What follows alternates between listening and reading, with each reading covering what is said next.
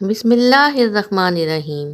عزیز بہن بھائیوں، موت برحق ہے، کوئی بھی انسان موت سے نہیں بھاگ سکتا۔ قبر دن بھر میں 70 بار انسان کو یاد کرتی ہے اور کہتی ہے کہ میرے اندر آنے سے پہلے قبر کی تیاری کر کے آنا، میرے اندر سانپ، بچھو اور کیڑے مکوڑے ہیں۔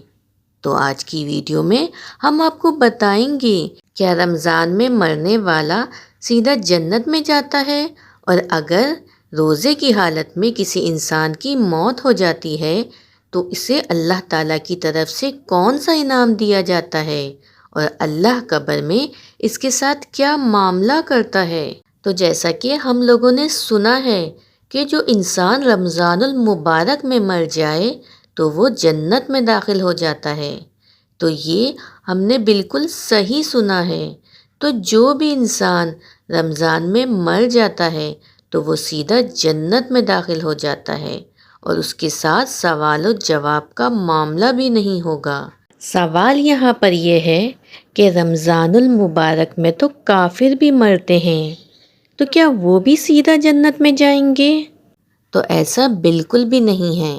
جو انسان بھی روزے کی حالت میں مرا اور وہ پکا نمازی و پرہیزگار بھی ہو اور رمضان کے روزے بھی رکھتا ہو تو وہ سیدھا جنت میں جاتا ہے اور قیامت تک کے لیے عذاب قبر سے محفوظ رہتا ہے۔ اس سے قبر میں حساب کتاب نہیں ہوگا اور اللہ تعالیٰ میدان محشر میں اس کے ساتھ بہت آسانی فرمائیں گے۔ اس کے لیے جنت میں داخل ہونے کا اہتمام خود اللہ تعالیٰ کی طرف سے ہو جائے گا۔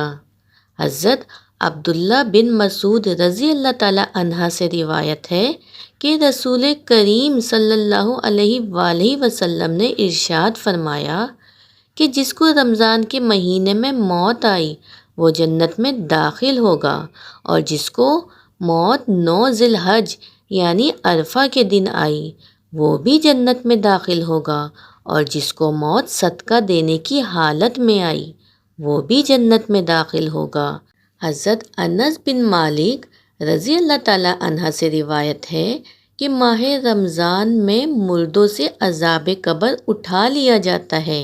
اسی طرح حضرت عائشہ صدیقہ رضی اللہ تعالیٰ عنہ سے روایت ہے کہ رسول اللہ صلی اللہ علیہ وآلہ وسلم نے فرمایا کہ روزے کی حالت میں جس کا انتقال ہو اللہ تعالیٰ اسے قیامت تک روزے کا ثواب عطا فرماتا ہے۔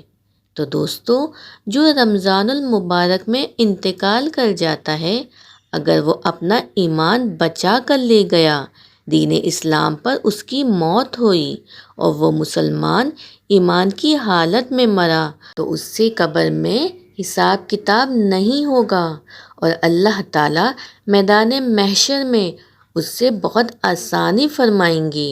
گویا اس کو جنت میں جانے کا اہتمام خود اللہ تعالیٰ کی طرف سے ہو جائے گا۔ حضرت انس بن مالک رضی اللہ تعالیٰ عنہ فرماتے ہیں کہ میں نے حضرت محمد صلی اللہ علیہ وآلہ وسلم کو یہ فرماتے ہوئے سنا کہ رمضان المبارک تمہارے پاس آ گیا ہے، اس میں جنت کے دروازے کھول دیے جاتے ہیں اور جہنم کے دروازے بند کر دیے جاتے ہیں اور شیاطین کو قید کر دیا جاتا ہے۔ محروم ہے وہ شخص جس نے رمضان المبارک کو پایا اور اس کی مغفرت نہ ہوئی۔ جب اس کی رمضان المبارک میں ہی مغفرت نہیں ہوئی تو پھر کب ہوگی؟ اللہ تعالیٰ سے دعا ہے کہ اللہ ہم سب کو رمضان المبارک کے روزے رکھنے کی توفیق عطا فرمائے اور رمضان المبارک کے مہینے کے صدقے ہمارے گناہوں کو معاف فرما دے۔ آمین۔